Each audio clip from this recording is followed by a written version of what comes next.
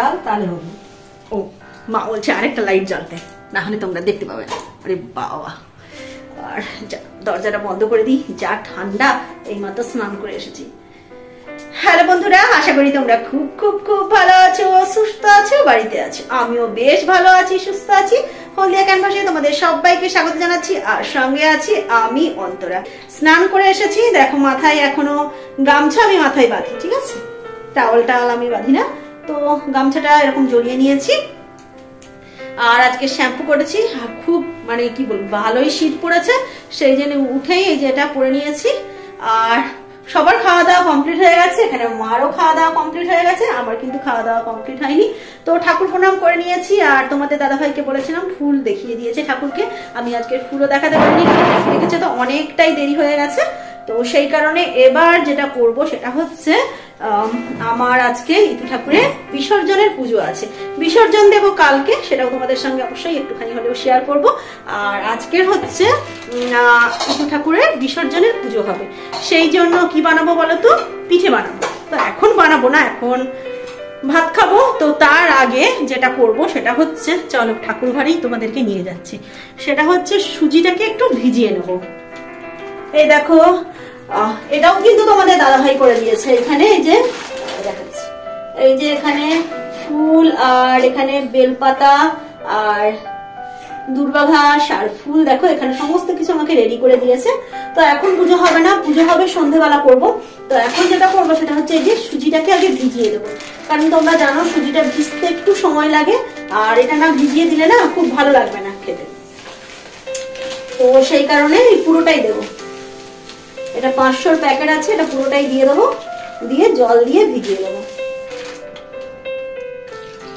এমনিতেই তো আমার জল অনেকটাই লাগবে, তো আমি একটু ভালো করে জল দিয়ে দিচ্ছি যাতে এটা ভালো করে ভিজে যায়। হয়ে গেল। আর এখানে দেখো একটা কাঠের রেকবি, তো সেটা চাপা দিয়ে দিলাম। আর তোমাদের বলতে ভুলে গেছি যে আজকের হচ্ছে শনিবার, তো শনিবার দিন ব্লগটা শুরু করলাম, আর কালকে রবিবার দিন ইতু ঠাকুর বিসর্জন হবে, তো সেটাও তোমাদের সঙ্গে শেয়ার। কি কি রান্না বান্না হয়েছে সেটা তোমাদের একটু দেখিয়ে দিই, তারপর আমি খেয়ে নেবো। এই যে দেখো এখানে আছে, এটা হচ্ছে ফুলকপি ডাঁটা দিয়ে একটা তরকারি করেছিলাম, তবে এতে দুটো চিংড়ি মাছ দিলে আরো ভালো লাগতো, কিন্তু চিংড়ি মাছ আপাতত নেই। আর এখানে এই যে একটু ঢ্যাঁড়স ভেজেছিলাম, আর একটু হচ্ছে ওই যে কি জানো বলো, কলাই শাক, এটা কলাই শাক ভেজেছিলাম, তো সবই একটু একটু আছে, আমি খাবো। আর এখানে আছে শোল মাছের কালিয়া বানিয়েছিলাম, তো সেটা আছে। আর এখানে আছে কালকে এটা পুঁই শাকের একটা তরকারি বানিয়েছিলাম, পুঁই মিটুলি যেটাকে বলে, সেই পুঁই মিটুলি দিয়ে একটা তরকারি বানিয়েছিলাম, ওটা আমি খুব খেতে পছন্দ করি, তো ওটা খাবো। আর এখানে আছে আমের চাটনি, তো এটা আমি খাবো না ভাবছি আজকে, এটা তো দেখিয়ে দিলাম, পুঁই মিটুলি তরকারি। আর এখানে আছে ভাত, আর এটা মা আর বাবার জন্য একটা সবজির ঝোল হয়, এটা আমি একদমই খাবো না, একদম সব রকমের সবজি দিয়ে একটা ঝোল হয়, তো এটা হয়েছে। আর কি হয়েছে, আর কিছু হয়নি। এখানে আছে লেবু। তো এই হচ্ছে খাওয়ার দাওয়ার, এগুলো খেয়ে নেবো। আর এই যে থালা রেখেছি, ভাতটা বেড়ে নেবো। তো এই হলো গিয়ে ব্যাপার। তো খাওয়া দাওয়া করে নিই, তারপর একদম সন্ধ্যাবেলার দিকে তোমাদের সঙ্গে দেখা হচ্ছে। তো সন্ধ্যাবেলা কিংবা বিকেলবেলা কখন ওটা বানাবো, মানে পিঠে বানাবো, ওটাকে গুড় পিঠে বলে, তো কখন বানাবো সেটা জানি না, তো যখন বানাবো তখন তোমাদের সঙ্গে আবার দেখা হবে। তো এখন এগুলো খেয়ে নিই। ইভিনিং ওয়াক থেকে চলে এসেছি, এসেই একদম দেখো রান্নাঘরে চলে এসেছি, তবে হাত পা সমস্ত পরিষ্কার করে নিয়েছি, তারপর কিন্তু এসেছি। আর এখানে দেখো দুটো কড়াতেই করবো। আর কি করছি সেটা তো তোমরা জানোই, গুড় পিঠে বানাবো, তোমাদেরকে তো আগেই বলেছি। তো যেহেতু আমার ইতু ঠাকুরের পুজোতে তোমরা যদি একটু শুনে থাকলে বুঝতে পারবে যে এখানে একটা পিঠের উল্লেখ করা আছে, সেটা হচ্ছে গুড় পিঠে।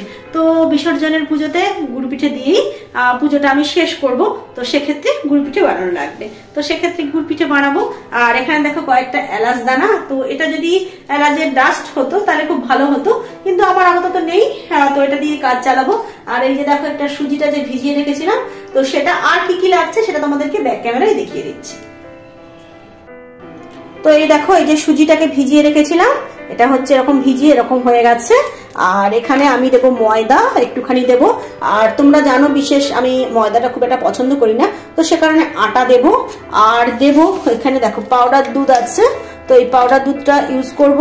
আর কিছুটা চিনি করব, আর কিছুটা হচ্ছে ওই যে পেছন দিকে আছে আর ওটা হচ্ছে গুড়ের ডাব্বা, তো ওখান থেকে গুড় নেব। তো আমি কিছুটা পরিমাণে মানে করব সেটা হচ্ছে চিনির, আর কিছুটা পরিমাণে করব সেটা হচ্ছে গুড়ের। আর আছে নুন, তবে নুনটা যেহেতু মানে ঠাকুর পুজোর জন্য আমি যেটা করব সেটা হচ্ছে নুনটা মেশাবো না, তো ওটা পরে দেব। তো এগুলো সমস্ত মিশিয়ে রেডি করে নিই।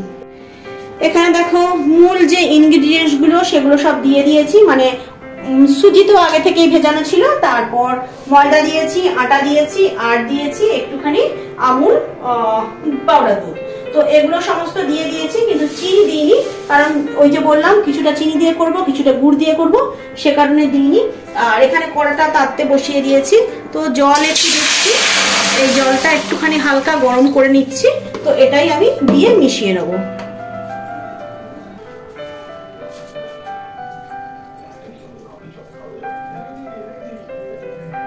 আর বলতে ভুলে গেছি, এলাচটাও দিয়ে দিয়েছি। এই দেখো ব্যাটারটা গুলানো একদম সুন্দর হয়েছে। এবার আমি ছাড়বো। তেল গরম করতে দিয়েছি, তেলটা গরমও হয়ে গেছে।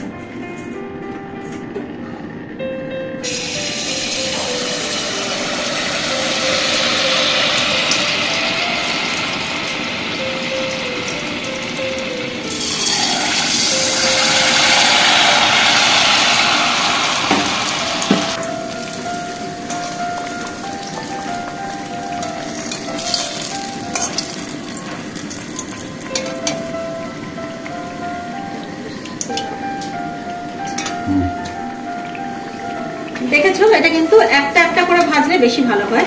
তবে কেউ আবার তাড়াহুড়োতে একসঙ্গে অনেকগুলো করে ছেড়ে দেয়, সেক্ষেত্রে কিন্তু এইরকম গোল জিনিসটা আসে না।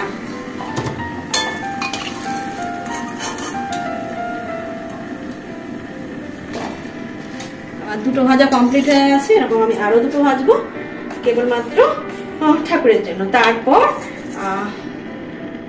বললাম না নুন মেশাবো। চলে এসেছি পুজো করতে।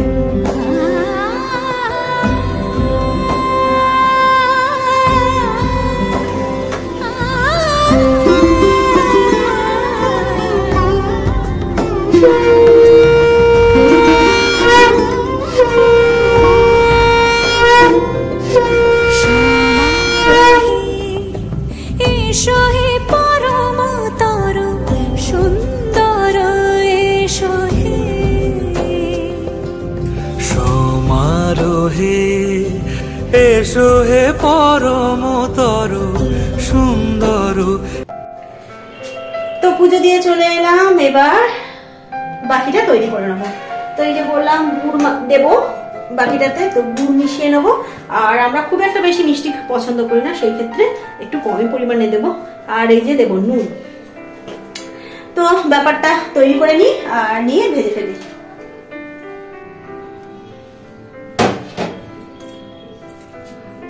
এটাকে ভালো করে মিশিয়ে নেবো।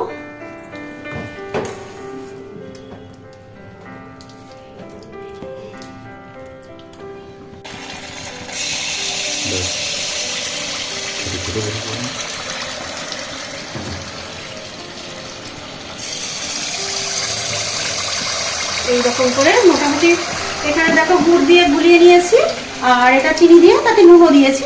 তো এবার এগুলোকে সমস্ত একটা একটা করে ভেজে নেবো আর পোশাকটা চেঞ্জ করে নিই, কারণ ঠাকুর পুজো দেখাবো সেই জন্যই পোশাকটা চেঞ্জ করেছিলাম। এবার পোশাকটা চেঞ্জ করে আসি।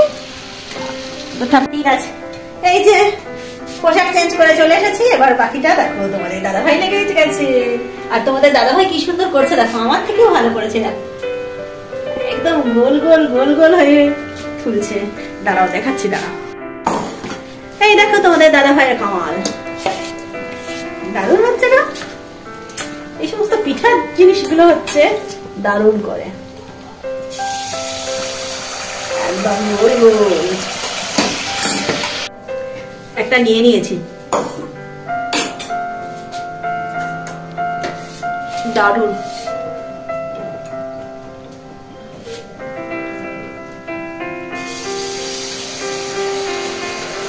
এটা চিনি, গুড়েরটা এখনো হয়নি। তো ভাজা পর্ব এখনো চলছে, অনেকটাই হয়ে গেছে। এই যে এখানে আছে আরো ভাজা চলছে, যে দেখতে পাচ্ছ। তো আমি আসি আবার করবো। আর এখানে দেখো এই যে 3টে ভাগে ভাগ করে নিয়েছি। এই যে এই পিঠাগুলো এবার দিদাদের বাড়িতে দিয়ে আসবো, আর এই যে এবারে ওগুলো সমস্ত ভাজবো আর খাওয়া দাওয়া হবে। তো আবার আসবো সকালবেলা। তো এখনকার মতো টাটা। গুড মর্নিং বন্ধুরা, আজ রবিবার আর আজকের হচ্ছে ইদু ঠাকুর বিসর্জন হবে। তো চলো তোমাদেরকে সবটাই দেখাচ্ছি।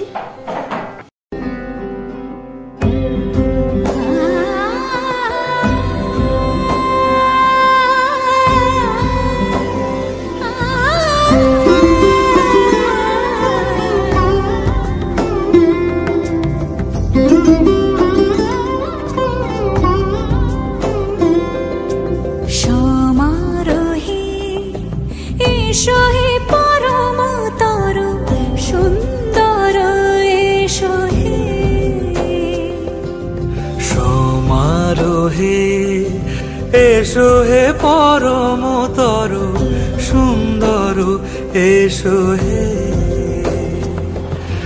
ঝনক ঝঙ্কারে উড়ায় শঙ্কর, কমেছে দুয়ার দেরি নাহি আর, এসো হে স্বয়ং এসো এসো সুন্দর, এসো হে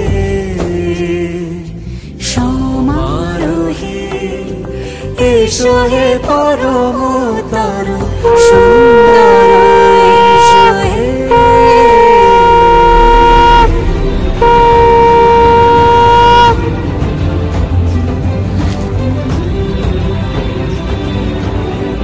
এই যে ঘাটে ইদু ঠাকুর বিসর্জন দেওয়া হলো, আবার 1 বছরের অপেক্ষা। তো এখানেই ব্লগটা শেষ করে দেবো। তোমাদেরকে বলেছিলাম সবটাই শেয়ার করব, তো এখানেই ব্লগটা শেষ করে দেবো। আর আজকে রবিবার, আজকে আবার নতুন একটা ব্লগ নিয়ে আসবো। আর আজকের একটা স্পেশাল দিনও আছে, তবে সেটা অন্য ব্লগে তোমরা পাবে। তো এখানেই ব্লগটা শেষ করে দিচ্ছি। আমাকে যদি তোমাদের ভালো লেগে থাকে তাহলে লাইক করবে, শেয়ার করবে, কমেন্ট করবে, সাবস্ক্রাইব করবে, বেল বাটনে প্রেস করবে, আর অবশ্যই কমেন্ট করবে। আর সর্বদা হাসি মুখে থাকবে। হাসি মুখে থাকাটা খুব জরুরি। তাহলে আজকের মতো টাটা।